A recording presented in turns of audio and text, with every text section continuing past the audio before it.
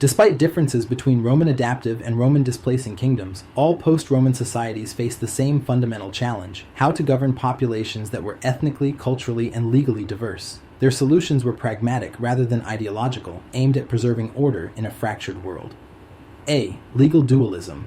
One of the most striking features of barbarian governance was legal dualism, the coexistence of Roman law and barbarian customary law within the same territory. Roman populations continued to live under Roman law. This law was written, systematic, and well understood by Roman elites. Barbarian rulers had no desire to abolish it. On the contrary, Roman law provided predictability and legitimacy, especially in matters of property, inheritance, and contract. Barbarian populations, by contrast, lived under their own customary laws. These were oral, personal, and tied to kinship and status. Justice emphasized compensation, oaths, and reconciliation rather than abstract legal principles. To manage this dual system, barbarian rulers commissioned legal codifications that preserved Roman law in accessible form. Two of the most important examples are the Lex Romana Burgundionum and the Breviarium Alarici. These texts did not invent new law. They translated Roman law for use in a post-imperial context. Legal dualism was not a sign of disorder. It was a strategy of governance. Rulers recognized that imposing uniform law would provoke resistance and instability. Allowing people to be judged according to familiar legal traditions maintained peace.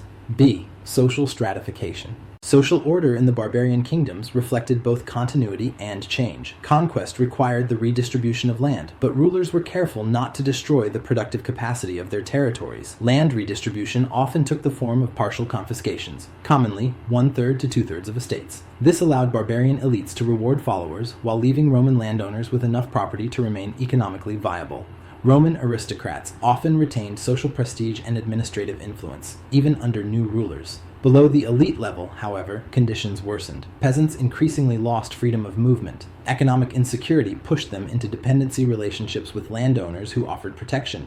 Over time, this dependency hardened into early forms of serfdom. The social hierarchy of the post-Roman world thus became more rigid. Status mattered more than citizenship. Personal loyalty replaced civic obligation. Society was organized around protection and dependence, not participation and rights. This leads us to the central interpretive point. Stability mattered more than equality. Barbarian rulers were not attempting to create just societies in any modern sense.